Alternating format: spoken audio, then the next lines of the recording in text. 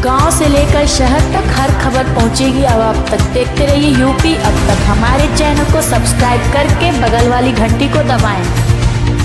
मैं माननीय विधायक जी से भी कहूंगा, इस तरह से बेबुनियाद जवाब देने वाले अधिकारियों को तलब करिए और पूछिए यहाँ ठंडी में क्यों खड़ा किया गया था और नौतनवा क्षेत्र में क्यों भेजा गया है। इस बात को लेकर हमें बहुत दुख है और मैं चाहूंगा अधिकारी इसको संज्ञान में ले और इस फायर स्टेशन पे तत्काल प्रभाव से कम एक बड़ी वाटर टेंडर गाड़ी दे।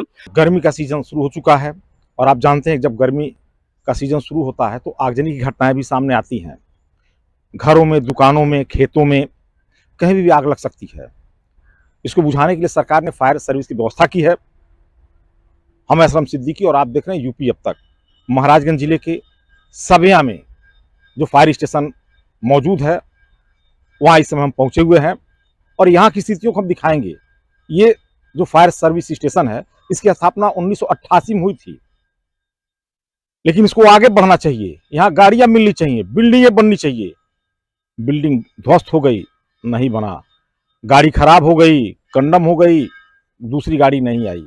यानी संसाधन नहीं है और इन्हें 55 किलोमीटर दूरी तक दौड़कर आग को बुझाने की जिम्मेदारी दी गई है। आज हम आपको हर वो कोना दिखाएंगे इस फायर सर्विस स्टेशन का कि आप भी जरा सा देखिए, क्या ऐसे ही सरकार व्यवस्था देती है फायर सर्विस स्टेशन की? क्या ऐसे ही इस 55 किलोमीटर क्षेत्र के आग को ये बुझा पाएंगे?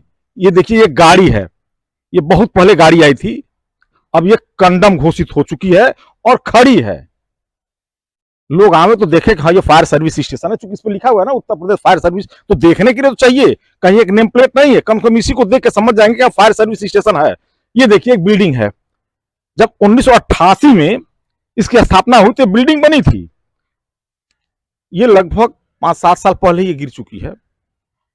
इसकी क्वालिटी देखिए, गिर गई। ये बगल में बिल्डिंग है जो यहाँ कर्मचारी रहते हैं उनके लिए है, लेकिन ये कंडम घोषित हो चुका है। ये कभी भी ध्वस्त हो सकता है ये बिल्डिंग, लेकिन ये भी नहीं बन रहा है।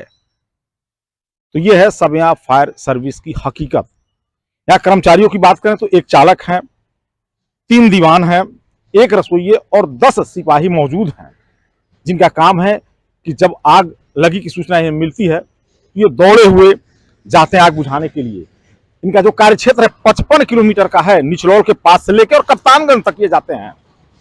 संसाधन के नाम पे अगर कहें तो 400 लीटर की एक टंकी की गाड़ी है। अब बताइए 400 लीटर की टंकी है, उसमें पानी भरी रहती है और पानी जब भरी जाएगी तो 20-25 लीटर तो वैसे गिर जाएगा। फिर वो 400 लीटर पानी में आग कैसे बुझाएंगे, कल्पना करिए। उसके अलावा एक मशीन और है, हम आपको दिखा दें। यह है छोटी सी एक मशीन है। इसका काम होता है कि पाइपलाइन से अगर कोई गड्ढा है, कहीं पोखरी है तो जोड़ दिया जाता है और वहां से पानी उठाकर फिर जहां आग लगी है बुझाया जाता है। जाड़े के मौसम में एक बड़ा टैंकर लगभग 2500 लीटर की गाड़ी वाला यहां आया था, लेकिन जब गर्मी का सीजन शुरू हुआ ना तो उसे जिले पे बुला लिया गया गाड़ी को। मतलब फिर कहानी वही सबिया की। एक ये मशीन और वो 400 लीटर पानी वाली जो टंकी वाली बता रहे हैं गाड़ी है ना, उसी से 55 किलोमीटर क्षेत्र के आग को बुझाने का कार्य सबिया से किया जा रहा है। ये हमारे जनप्रतिनिधि और अधिकारी सबिया के साथ ऐसा दुर्व्यवहार क्यों कर रहे हैं? एक साथ कई जगह आग लगती है। अब बताइए उस समय ये जो फायर सर्विस के जवान हैं ये क्या करेंगे? जवान तो मौजूद हैं, संसाधन नहीं है, खुद उनके रहने की व्यवस्था नहीं है और चलेंगे क्षेत्र के जो आग है ना उसको बुझाने के लिए यहां मौजूद हैं। अब तो ये नगर पालिका क्षेत्र में आ चुका है और यहाँ के सिसवा नगर पालिका क्षेत्र में जो सबिया इलाका है, जो क्षेत्र है, जो पहले ग्राम सभा था, अब नगर पालिका में आ चुका है और यहाँ सभासद हैं अभिमन्यु चौरसिया जी, इनसे हम बात करेंगे। ये आपके क्षेत्र में है ये सबिया फायर स्टेशन? जी जी। क्या इसकी स्थिति है? सबसे पहले यूपी अब तक के दर्शकों को मेरा सादर प्रणाम और सिसवा क्षेत्रवासियों को भी मेरा सादर प्रणाम। मेरा नाम अभिमन्यु चौरसिया, वार्ड सभासद, वार्ड नंबर 16, सरदार पटेल नगर, सबिया उत्तर टोला, नगर पालिका परिषद सिसवा बाजार। जैसा कि अभी आपने देखा और सुना, यह फायर स्टेशन सन 1988 में स्थापित हुआ सिसवा बाजार क्षेत्र के आगजनी की सूचनाओं पर काबू पाने के लिए। हमने शुरू से ही यहाँ की लापरवाही और यहाँ की दुर्व्यवस्थाओं को दिखाते चला आया और बताते चला आया। अधिकारियों को भी कई बार लिखित में दिया गया है। जैसा आपने सुना, यहाँ 400 LT में एक मिक्स्ड गाड़ी है जो आग को बुझाने के लिए क्षेत्र में काम करती है। इधर कप्तानगंज से लेकर के निचलौल के पास तक इसका पूरा रेंज है। उसके साथ ही साथ यहाँ की जर्जर भवनों को आप देख सकते हैं। यहाँ के सुरक्षाकर्मी खुद को भी सुरक्षित नहीं है। बरसात के समय में पूरी दीवारें भीग जाती हैं, कभी भी गिरने की संभावनाएं रहती हैं। कैसे प्लास्टिक लगाया गया लिंटर पे, इसी में नंगे तार भी रनिंग किए हुए हैं, वो अभी खराब हो सकते हैं। बगल से रेलवे लाइन गुजरी हुई है, आप अभी देखें ट्रेन जब गई है तो कंपन कर रहा था। ऐसे में यहाँ के सुरक्षाकर्मी भी खुद को सुरक्षित नहीं है और क्षेत्र में सुरक्षा मुहैया कराने के नाम पर समझिए एक तरह से धकोसला साबित हो रहा है। अभी आपको सबसे हैरत और हंसी की बात समझ लीजिए, पूरे ठंडी भर यहाँ के CFO साहब और FSSO साहब एक बड़ी वाटर टेंडर गाड़ी 2500 LT में पूरे ठंडी भर खड़ा किए थे और आगजनी की समय आया है, फायर सीजन का समय आया है तो उसको यहाँ से स्थानांतरण करके नौतनवा को भेज दिया गया। ये सबसे बड़ी दुखद का विषय हमारे क्षेत्र के लिए। और इस संदर्भ में जब हमने FSSO वीरसेन सिंह से बात किया और लिखित में अपने लेटर पैड पे दिया तो यहाँ के जनप्रतिनिधि की कमी बता रहे थे। वो माननीय विधायक जी को दोषी ठहरा रहे थे कि वो लोग चाहते नहीं है कि यहाँ आए।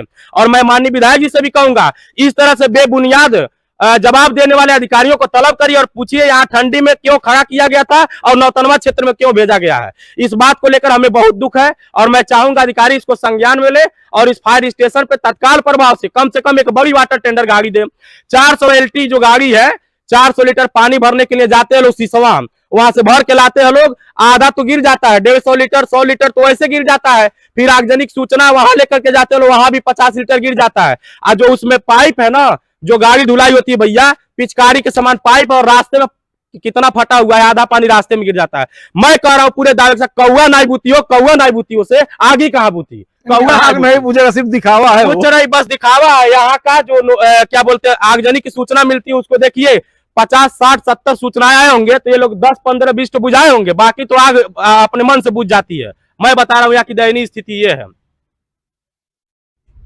सबसे बड़ी बात यह है कि इस फायर सर्विस स्टेशन पे जो गाड़ियां हैं उन्हें पानी की आवश्यकता होती है, लेकिन एक पंप नहीं है कि उसमें पानी लोड हो सके।